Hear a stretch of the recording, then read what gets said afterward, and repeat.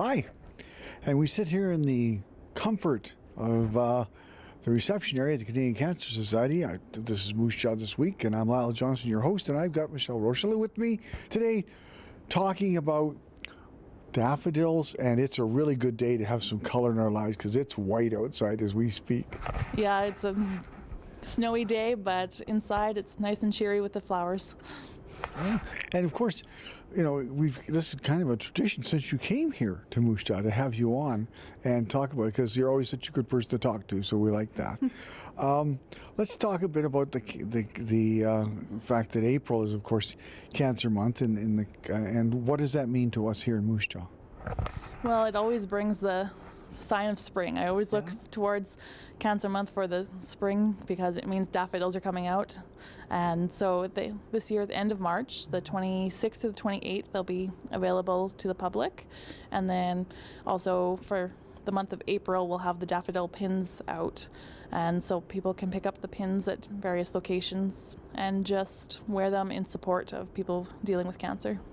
And I think the Cancer Society has really grasped onto a good thing with the pins because they have a security system that keeps it. And I think the people who do the poppy should look at it because you guys just do such a good job. It's easy to put on and keep there. So, you know, is that some idea that came up, or did the people suppliers, how'd that come to be? That we got these security things on the back of the pins. I don't know who came up with them, but everybody comments on them because they are so great. They keep them not only from stabbing into you, but keeps them secured and keeping them on. Yeah, exactly. Now, of course, cancer is continuing to be a very significant part of our lives. Last year, at this time, one of my friends was battling cancer, and he passed away from it, and we all have those stories. How are we doing with the programs and the different techniques that we're developing to defeat cancer? How does it, say 20 years ago, how are we comparing with success of battling cancer? It's come a long way, not only from the research into what's causing it, but the treatment, and now the support, the services that are there for the people that are dealing with cancer. There's so much available to them that wasn't 20 years ago. What kind of things would those be, Michelle? Well, for support, it's even if there's volunteer drivers. So within Regina and Saskatoon, they'll drive them to their appointments and from their appointments. And if you're living in the outlying areas, there you can take the bus in, and they'll pick you up from the bus depot and take you to your appointments. Really? It's something that a lot of people don't necessarily know about, but it's great to get the awareness, and if you need it, it's there for you. And of course, the people, if they want to volunteer for something like that, could contact the office down here. You're down here most days in the spacious. You have one of the most, the office area here is always, there's room for people to come and acquaint. And I love the setup that you've got here.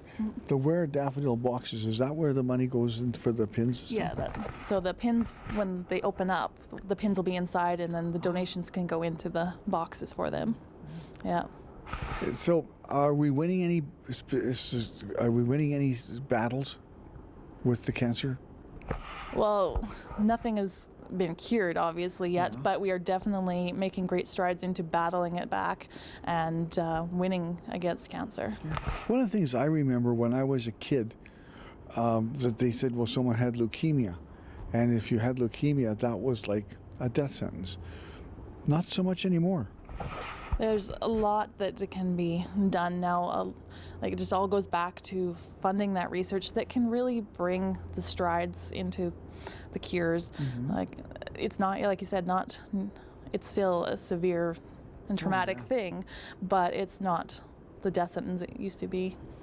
And that's again because of the donations people are making and the strides that the medical research are doing. But mostly it's the support that people give, and so this month is really important for people to get out and participate. Now, you're telling me a good success story about volunteers in Moose Jaw.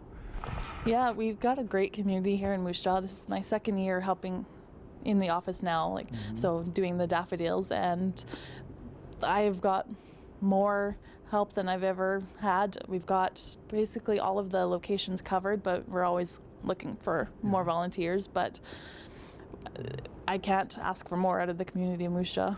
Well, that's great. Now, of course, this is a door-to-door campaign where people go around or in the areas and pick things and canvass on behalf of the society. How do they contact you? For canvassing, or if they want to help sell the daffodils, they can just call the office at 306-692-2333, or just certainly come on in. We're just down on Ross Street next to the post office. To the east of the post office, and that's a good thing. So when we now, let's talk about April, because when people order their flowers, I know that when I worked over at Peacock, one of the assistants in the office, that was her job, and she took it. Everybody, you're buying flowers. There wasn't a question. It was a question of how many, but that's about it. Yes, so for the local businesses, we've been making the phone calls around, and they'll get their flowers on the 24th, and then on the 26th to the 28th, the Wednesday to Friday of March, they'll be available to the public at various locations around the city, like Sobeys, Superstore, Union Hospital, Walmart, hopefully. Yeah. Now, do people? This funding goes to last all year. What other kind of things are supported by this as we go through the year? Now, what other kind of events and activities take place that the funding from this arrangement? Now, I noticed thing too, you talked about, is that Moose Jaw, funds are raised, they're spent in Saskatchewan. Not necessarily in Moose Jaw, but they're sent in our province, and that's a pretty good thing. Yeah, so the funds will go towards research and support services, but also goes towards like future endeavors like that we hold every year. We also hold like the Relay for Life, and that's another big fundraiser for us. But anything like volunteers and donations help with the success of all events. Yeah. Well, you're doing a pretty good job coming here. I guess it's one of those, you're damned by the good work you do, because you're now coordinating for other people too. Yeah, this season we unfortunately don't have anybody down in the south in the Weyburn area, so we've gotten the chance, or I've gotten the chance to help with the Weyburn and Estevan area by coordinating the sales and also the volunteers down there. So. And that's a long-distance relationship, I would think.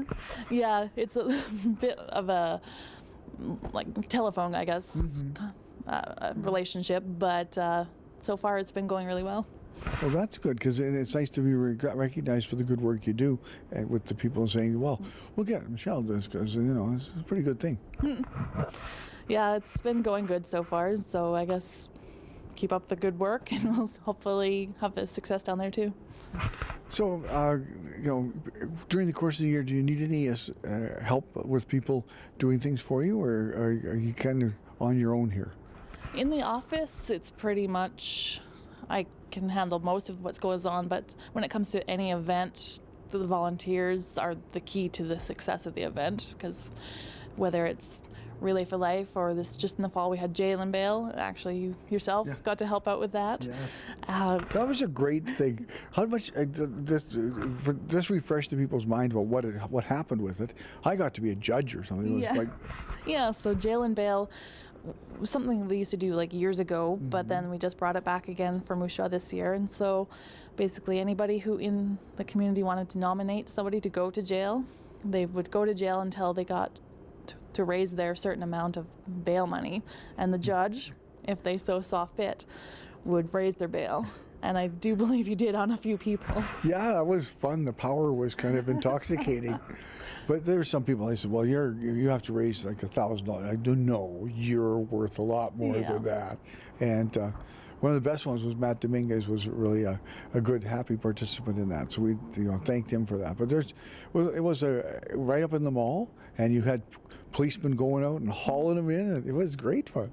Yeah, so we had our Keystone cops go out and pick them up from the various businesses that they're working at. Some of them were a surprise, some of them knew, but the surprise ones were the most fun because they had to drop whatever they were doing and come along.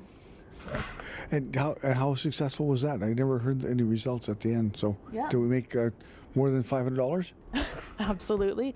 In the end, I believe it was just over 15,000. So that was a great success, and it was a lot of fun too. Yeah, for sure. I'm hoping I get to be a judge again. If you need somebody, you know, I don't mind that. It was a lot of fun. And so let's just, we're in the last couple of minutes, so let's just refresh people's minds of what they can do and when the times are for things. So right now we're getting into daffodils. So looking for volunteers for the last week of March, the 24th to the 28th. And if anyone in the public just wants to buy flowers, they're available the 26th to the 28th, the Wednesday to the Friday. And then in the month of April, whenever they're out and about at the local businesses, they'll find at a lot of them the pin boxes. So make a donation and grab your pin to show your support. That's great. Well, thanks and congratulations on the successes that the Moose Jaw office is having, and has a lot to do with your attitude and the fact that people really enjoy working with you guys. So good for you. Thank you. Okay, that wraps it up here. We're going to change when we come back after the break. We'll be in basketball land, as it's the season for basketball in the month of March, and we're going to talk about how local activities are combined together to head towards hoopla. So don't go away, it'll be really exciting.